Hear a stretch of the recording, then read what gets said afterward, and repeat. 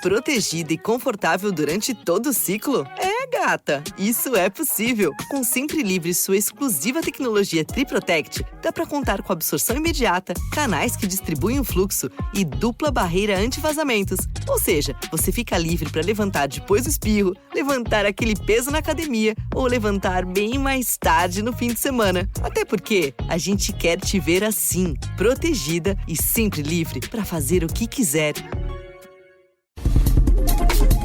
Direto de Brasília, com Eliane Cantanhede.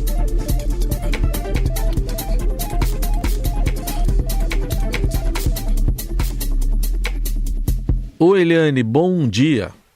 Bom dia, Raíssen, Carolina, ouvintes. Bom dia, Eliane. Bom, a gente teve essa invasão de tropas de Israel na madrugada de quarta ao hospital Al-Shifa, que é o maior da faixa de Gaza, onde centenas de médicos e pacientes estão retidos junto às pessoas que buscaram refúgio de combates. Desde antes, ainda dos atentados do Hamas em Israel e do anúncio ainda dos ataques da Gaza, Tel Aviv afirma que o grupo terrorista tem um quartel-general e uma rede de túneis sob o hospital, o que o grupo islâmico nega. E tem diversas manifestações de vídeos que foram pulverizados por Israel, mostrando ali que foram encontrados armas, enfim, coisas que corroboram pelo menos essa demonstração de que realmente ali existia um braço do Hamas.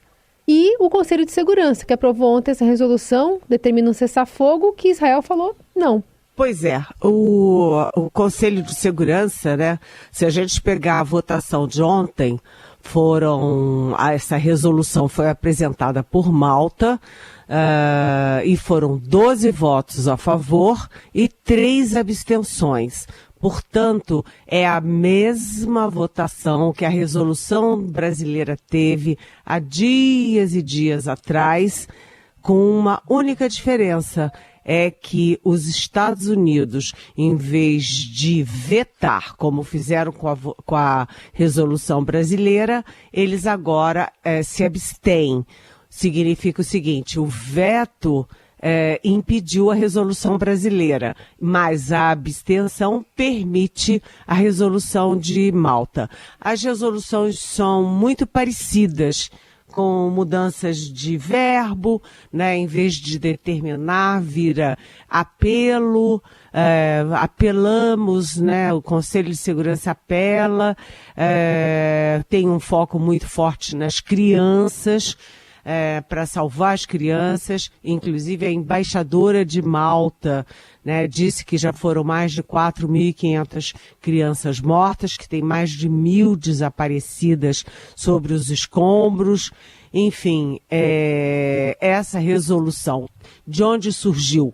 Ela é uma vitória do E10. O que é o E10? É exatamente o grupo de 10 países que estão temporariamente no Conselho de Segurança da ONU, e é um grupo do qual o Brasil faz parte. O Brasil articulou muito, os Emirados Árabes, Malta, evidentemente, e se chegou finalmente a uma solução, a uma posição oficial do Conselho de Segurança. É importante lembrar, vou repetir, a única diferença é que os Estados Unidos mudaram o voto. E isso foi um processo, porque os Estados Unidos já vinham fazendo uma inflexão. Na semana passada, a gente inclusive contou aqui, que os Estados Unidos, via o próprio Joe Biden, presidente, e o Anthony Blinken, o secretário de Estado, os Estados Unidos já estavam fazendo uma inflexão e recriminando o foco em crianças, A questão das crianças se tornou muito forte. E aí as minhas fontes no Itamaraty usam uma expressão importante da diplomacia. O que mudou o voto dos Estados Unidos? A situação no terreno, ou seja, o massacre, as fotos chocantes, as bombas caindo em hospitais o tempo inteiro, em ambulâncias. Então a situação no terreno mudou tudo. O governo Biden estava muito anexado. Ele se associou, né, ao massacre de Gaza, se associou excessivamente a Israel e agora dá um passo atrás, porque isso inclusive estava repercutindo na imagem do Joe Biden, que no ano que vem tem uma reeleição muito difícil com o Donald Trump mais encorpado nas pesquisas. Então, agora é isso, né? Como a Carolina falou, qual é o efeito prático de uma resolução do Conselho de Segurança da ONU? Depois da resolução anunciada no mundo inteiro, em manchetes do mundo inteiro, o governo Netanyahu avisa que sim, e daí? E não vai fazer nada. Não vai fazer nada por enquanto, porque os países, as potências, inclusive os Estados Unidos, agora estão nessa parada de exigir uma trégua humanitária, com corredores humanitários, com tempo pré-determinado para tirar crianças e civis da área do bombardeio. Mas, enfim, foi uma grande vitória. E o mundo está se colocando cautelosamente agora em relação a Israel, né? O mundo que já era contra Israel fica cada vez mais ácido contra Israel. E o mundo favorável a Israel agora põe um pé atrás, exigindo cautela e proteção das crianças civis e inclusive do pessoal que trabalha na Cruz Vermelha, na área humanitária da ONU e outros órgãos humanitários. Lembrando que só da ONU já morreram 101 funcionários humanitários nessa guerra em Israel. Tudo bem, vamos continuar acompanhando e só para registro, né, Eliane, o significado do nome desse hospital, Al-Shifa, em árabe é a cura, né? Uma triste ironia, né? Terrível, porque a cura é tudo que não tem lá nesse momento. Mas vamos falar também aqui dessa questão econômica do Brasil. Hoje tem mais um encontro do presidente Lula com o ministro da Fazenda, Fernando Haddad. Até ontem à noite estava na agenda até o nome do presidente do Banco Central, Roberto Campos Neto, mas ele não vai mais nesse encontro, pelo que consta, né, Eliane? O déficit zero é um assunto para ser discutido daqui a pouquinho? Sim, são duas reuniões. Uma do presidente Lula com o ministro da Fazenda, Fernando Haddad, né, para discutir exatamente o déficit zero, enquanto o ministro articulador político, que é o Alexandre Padilha, se reúne com o líder do governo no Congresso Nacional, o senador Randolfo Rodrigues, e o deputado Danilo Fortes, que é o relator da LDO, a Lei de Diretrizes Orçamentárias. Para mudar a previsão de déficit, tem que mudar a LDO, né? Não foi feito até agora e tem que decidir. O governo vai fazer agora? Vai fazer depois? Vai fazer quando o governo vai fazer e se vai fazer, né? Então são duas reuniões, uma reunião mais política e uma outra reunião mais técnica sobre como mudar, se for mudar. O fato é o seguinte, hoje a manchete do nosso Estadão já está aí, né? Mudando a previsão, a meta de déficit zero, o Brasil vai demorar ainda mais a recuperar um grau de investimentos nas agências de risco. Vale a pena isso ou vale a pena insistir no déficit zero? Depende da arrecadação, combinando com os gastos. Se o governo não consegue cortar gastos e não consegue aumentar a arrecadação, o déficit não será zero, né? O governo tem que apressar as votações no Congresso para aumentar a arrecadação e o governo tem que ceder em algum minuto para cortar gastos. É fácil? Não é fácil. É um custo político alto para governantes cortar gastos, mas o custo maior para o governo Lula é ele mudar a meta. Seguimos por aqui, Eliane Cantanhede conosco, agora para falar sobre uma questão doméstica aqui, né, do governo Lula, que saiu em defesa do ministro da Justiça e Segurança Pública, Flávio Dino, acusado por opositores de ter recebido Luciane Barbosa, chamada de Dama do Tráfico do Amazonas. Ela é casada com Clemilson dos Santos, o tio Patinhas, líder de uma facção criminosa que está preso. E como revelado aqui pelo Estadão, Luciane esteve no Ministério como parte de uma comitiva amazonense para um evento do Comitê Nacional de Prevenção e Combate à Tortura, mas não teve contato com o ministro. Luciane também foi custeada pelo Ministério dos Direitos Humanos. O ministro Silvio Almeida usou as redes sociais para desmentir encontros com ela e defender Dino.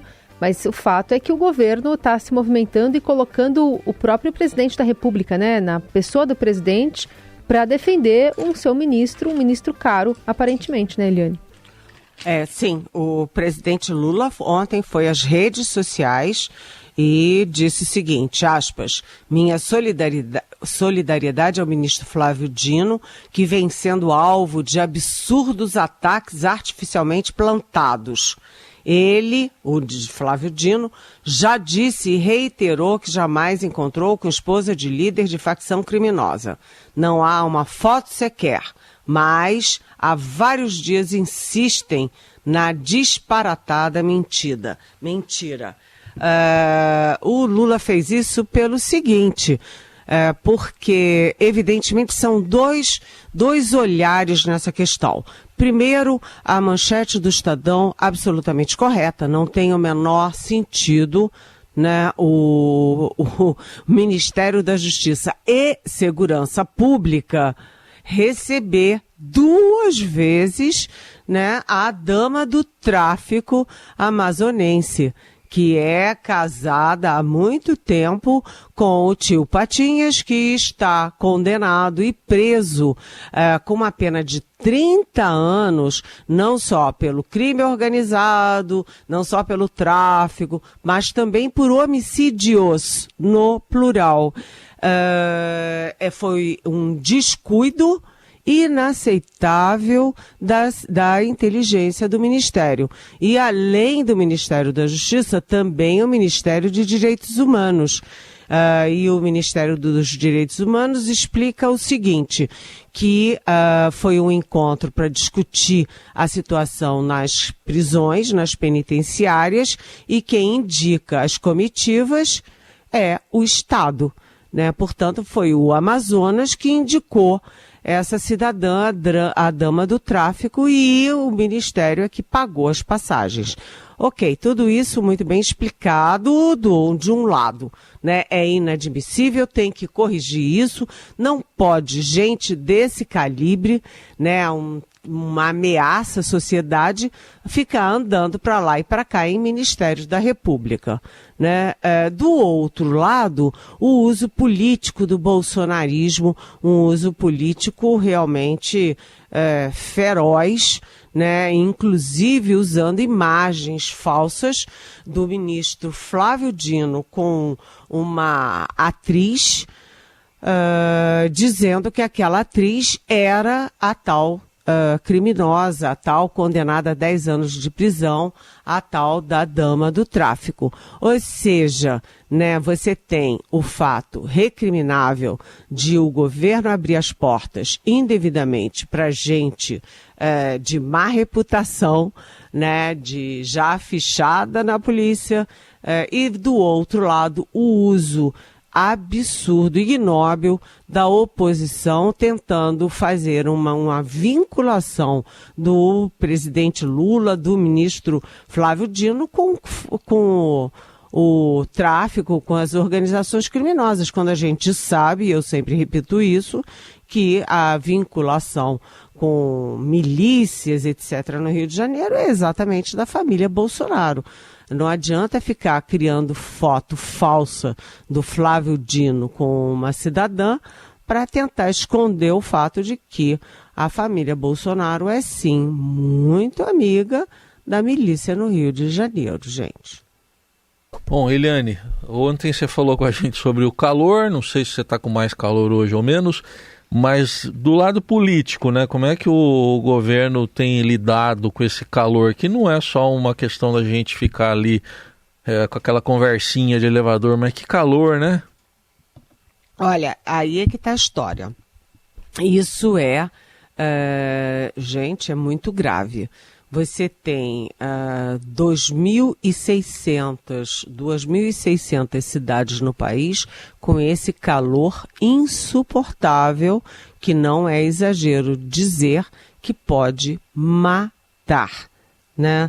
Você tem o sul, né, afogado em água, né, com enchentes destruindo a forte agricultura do Rio Grande do Sul. Você tem no norte já 90 botinhos morrendo porque os rios estão secos, os botinhos não têm como sobreviver, ou seja, uma seca assassina no norte, uma enchente assassina no sul, 2.600 cidades com esse calorão infernal, mas o governo age como se fossem coisas isoladas, né? Tampa um buraquinho dali, tampa um buraquinho daqui, e você precisava ter uma ação como uma ação numa pandemia, por exemplo. Você tinha que pegar a Casa Civil e chamar os ministérios afim, todos, e fazer uma operação de emergência para tudo isso. As ações são todas muito pontuais, muito isoladas. E aí, por exemplo, o Ministério da Saúde fez um alerta, fez uma cartilha mostrando quem são os mais afetados por um calorão desse. São os idosos, as crianças, né, quem tem diabetes, quem tem pressão alta, né, problema cardíaco, problema renal, e as pessoas em situação de rua, que não tem água potável, não tem como tomar banho. No Rio de Janeiro agora eu tomei 3 banhos num dia só, né? E as pessoas em situação de rua. Então, tem uma cartilha do Ministério da Saúde dizendo o que eu considero obviedades. Olha, se você está num carro sem ar-condicionado, abre a janela, puxa. Se o Ministério da Saúde não dissesse isso, ia ficar todo mundo escaldando dentro de carros sem ar-condicionado e vidro fechado, né? Também diz que os remédios, a essa altura, é conveniente guardá-los em geladeiras, porque o calor é muito forte, pode alterar os remédios, e medidas práticas, né, como tomar muita água, né, como usar bonés, como usar filtro solar, óculos escuros, procurar sombras, não se expor demais ao sol, mas tudo isso é muito, muito, muito pequeno, muito, muito aquém da crise que o mundo está passando, que o Brasil está passando. Isso está tomando ares de epidemia, né, de pandemia, né, e o governo não está abrindo os olhos. E aí eu volto para aquela velha questão. É melhor prevenir do que remediar. A situação é grave, gente. Bastante grave. Hoje a gente deve ter aqui em São Paulo esse recorde, né, de temperatura, que é curioso você imaginar na comparação com o Rio de Janeiro, 38 graus não é quase nada, né? O Rio de Janeiro está com sensação térmica acima de 50, enfim, mas ainda assim 38 para São Paulo é bastante coisa. A gente vai seguir acompanhando. No Rio, a Fernanda Abreu tem que atualizar a música. É Rio 50 graus, né? Mais 40.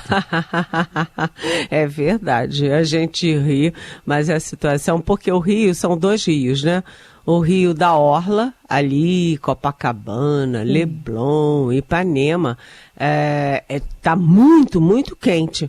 Mas o problema maior não é lá. É lá nos subúrbios, longe da praia, onde as pessoas têm menos ar-condicionado, têm menos condição de comprar ventiladores, de tomar 3 banhos por dia. Enfim, a situação é muito, muito grave.